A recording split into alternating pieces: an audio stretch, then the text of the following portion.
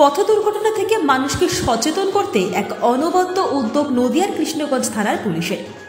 বর্ণাঢ্য শোভাযাত্রার মধ্যে দিয়ে সেভ ড্রাইভ সেভ লাইভ সচেতনতা প্রচার অভিযান করতে দেখা গেল পুলিশ আধিকারিক থেকে শুরু করে সিভিক ভলেন্টিয়ারদের। ব্যঞ্জন বাজিয়ে বেশ কয়েকটি গুরুত্বপূর্ণ রাস্তা প্রচার অভিযান করে মাঝদিয়া বাজার এলাকায় এক কর্মসূচি পালন করে পুলিশ। প্রতিনিয়ত যেভাবে সড়ক দুর্ঘটনা ঘটছে, সাধারণ মানুষকে সতর্ক করা অত্যন্ত জরুরি।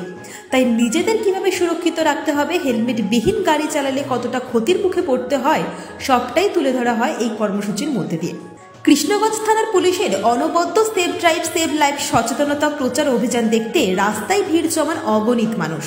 তবে গোটা নদিয়া জেলার মধ্যে এই প্রথম বর্ণাঢ্য শোভাযাত্রার মধ্যে দিয়ে সেভ ড্রাইভ সেভ লাইভ সচেতনতামূলক প্রচার অভিযান করতে দেখা গেল এই কৃষ্ণগঞ্জ থানার পুলিশকে।